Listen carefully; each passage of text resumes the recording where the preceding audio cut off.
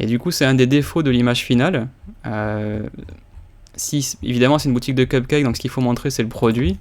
Et sur une image comme ça, donc le modèle, le regard, l'attitude est sympa, elle se mord la lèvre d'envie, etc. On se rend bien compte qu'elle va croquer dans pas longtemps. Et en fait, évidemment, quand on va zoomer, on se rend compte que tout est super net, sauf le gâteau, qui en l'occurrence, à 3 cm près, n'est plus dans la zone de net.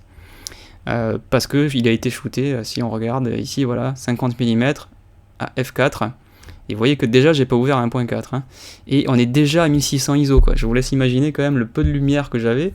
On est au 200e donc je peux pas vraiment descendre en dessous parce que comme il fallait que je me balade et j'étais pas toujours sur trépied, j'étais toujours en train de bouger autour du modèle pour essayer de trouver l'attitude qui marche bien. Bah, en gros j'étais à 200e. Si vous mettez à 1/60e c'est ok sur un trépied, mais quand vous êtes à main levée à 1/60e vous allez avoir un flou du bouger. Donc vous voyez que c'était vraiment tout était un petit peu dans un mouchoir de poche, assez compliqué.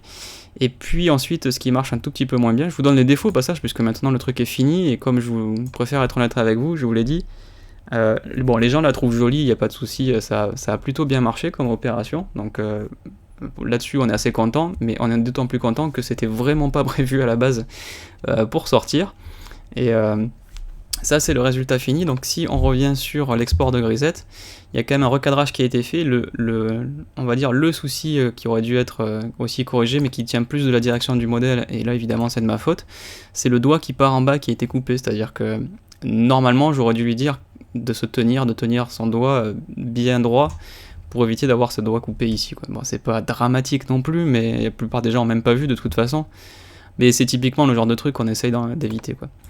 Donc une fois que vous avez fait votre petit tri et que vous êtes content, il faut faire un petit peu de Lightroom. Donc si on remet bien l'image par défaut, on va mettre réinitialiser.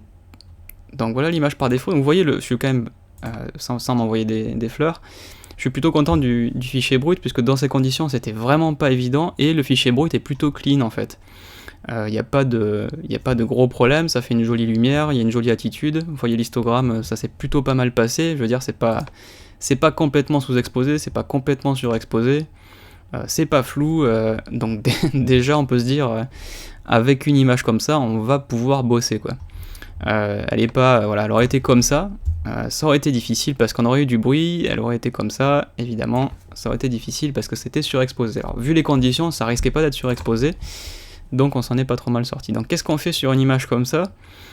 Donc c'est du shoot à la fois un peu mode, à la fois un peu portrait, et en même temps il y a un petit côté pin-up / hipster qui se dégage de cette image, donc il faut pas non plus qu'elle soit trop clean.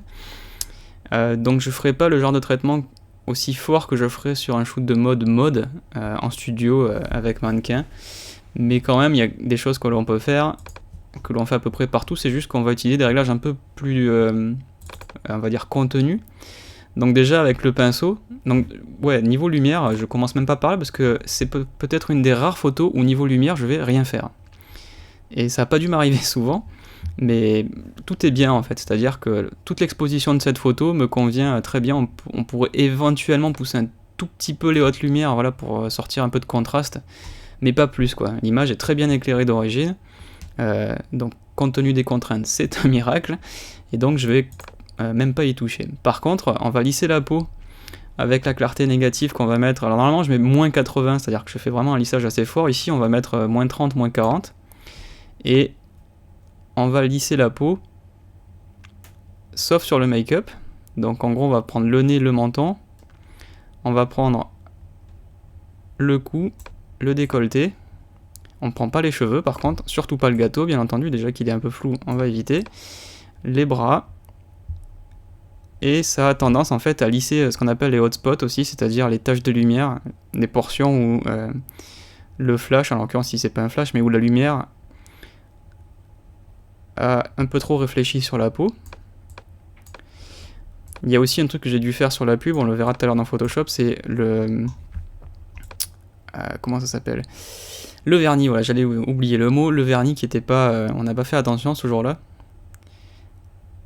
Mais il est un tout petit peu écaillé, donc c'est pas dramatique non plus, c'est pas la mort, mais il vaut mieux quand même le changer au passage tant qu'on y est. Donc voilà, on fait un petit lissage. Si je fais le avant-après, vous allez quasiment même pas le voir, voilà, surtout pas ce niveau de zoom, donc vous le verrez chez vous, bien entendu. Et on va faire un nouveau coup de brosse, et on va faire une clarté positive cette fois-ci sur les yeux, et le make-up sur les côtés, et petites taches les pommettes là, hop, en rose. Et on va pouvoir faire cette clarté positive aussi sur le gâteau, mais comme on veut qu'elle soit encore plus forte, on va faire encore un nouveau, et on va mettre non pas 50, mais on va la mettre à fond carrément. Et vous voyez que ça va donner de la texture au gâteau, parce que c'est un peu lui la star aussi quand même du shoot. Et je vais faire encore une nouvelle clarté, mais encore un peu réduite, plutôt à 20 cette fois sur les cheveux. Le bijou, ça, vous voyez, ça fait sortir les mèches. Et on va en mettre un tout petit peu aussi sur le top. Histoire d'avoir du détail. On peut prendre hop, les bijoux éventuellement. Donc voilà, tout ça est encore une fois, comme je vous l'ai dit, assez subjectif. Vous pouvez, si vous voulez, faire sortir vraiment le personnage. Je suis pas sûr de l'avoir fait moi, mais tant que j'y suis, je vais le faire aussi. Faire une clarté un tout petit peu négative sur le siège et désaturer, histoire que ça fasse passer un tout petit peu derrière. C'est-à-dire qu'on a vraiment l'attention sur le gâteau et sur Lola plus que sur le siège lui-même. Voilà, donc vous voyez maintenant que je peux désaturer complètement ou saturer à fond le siège. Ça dépend si vous voulez faire un effet ou l'autre. Alors ça, ne vous inquiétez pas, c'est ma tablette qui vient de se déconnecter. Il n'y a pas de souci. Après, un truc qu'on va faire quand même sur une retouche globale, j'ai dit que touchez pas à la lumière, mais par contre, ici dans le TSL, teinte, saturation, luminance, on peut vraiment shifter des couleurs, les faire changer. Donc on peut dire par exemple rouge de devenir rose, ou de devenir orange. Et vous voyez qu'ici ça marche pas mal puisqu'on peut shifter légèrement vers le rose et on peut plus ou moins le saturer. Donc ici je vais le saturer même encore un peu et on peut plus ou moins l'éclairer. Donc ça marche évidemment plutôt bien sur le rouge. Évidemment surtout pas le rendre plus foncé, ce qui on aura l'impression que ça fait une blessure, ce qui est évidemment pas du tout le but. On peut même l'éclairer plutôt un petit peu. Si on éclaire un tout petit peu les oranges et les rouges, ça va faire une jolie lumière sur la peau et ça va gommer les petits défauts. Ensuite, si je descends, bon, la réduction de bruit, vu qu'on n'a pas touché la lumière, elle n'est pas nécessaire, mais par contre à 1600 ISO, il peut commencer à avoir un tout petit peu de bruit, on le voit ici. Donc ça a été pris, si mes souvenirs sont bons, avec un 6D. Donc, oui, c'est bien 6D, voilà. Donc, on va faire une petite réduction de bruit de 25 peut-être. Voilà. C'est pas la peine d'aller plus haut puisque le bruit est assez contenu. C'est un appareil qui a une très belle montée au bruit. On peut vraiment shooter dans des ISO très élevés. Ça marche plutôt pas mal. Et par contre, on va activer le profil de correction. Vous voyez qu'à 50 mm, le Canon 1.4 a une légère torsion sur les angles et un petit peu de vignettage. C'est plutôt un bon objectif, le 1.4, puisqu'il n'est pas trop cher. Si je ne vais pas dire de bêtises, ça doit être 300 €, un truc du genre. Si je vais chez Amazon, ça doit être... Bon, j'ai tapé Canon 1.4, je sais pas si ça va sortir. 346 €, voilà, j'ai été optimiste. Il faut savoir qu'il y a le 1.8 qui évidemment ouvre 2 fois moins, mais 1.8 c'est déjà une belle ouverture. Pour une centaine d'euros seulement, donc ça c'est vraiment imbattable. C'est vraiment un super objectif. Si vous avez la chance de pouvoir vous offrir le 1.4, ben évidemment, ne vous dites pas que c'est 4 dixièmes, hein. Vous savez que les diaphragmes, quand on fait 1.8, 1.4, 1.2, c'est 2 fois plus. Hein.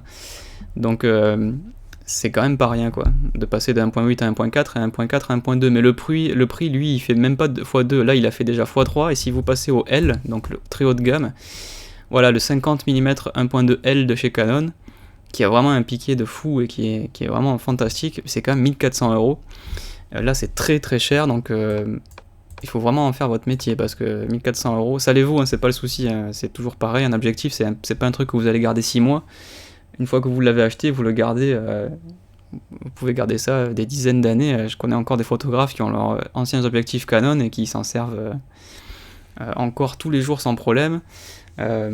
Bon nombre de personnes qui sont passées à la photo numérique l'ont fait avec le Canon 5D, voire le 5D Mark II, et ont le 70-200L Canon depuis 10 ans, ou le 24-105L, bref, c'est des objectifs qui sont un peu immortels, c'est des tanks. Ils sont très très solides, donc bon, c'est quand même un investissement, mais on a quand même une attitude assez consumériste de nos jours envers les accessoires. S'il y a bien un truc sur lequel ça les vaut, c'est sur les objectifs, puisque ça fait quand même un peu la photo.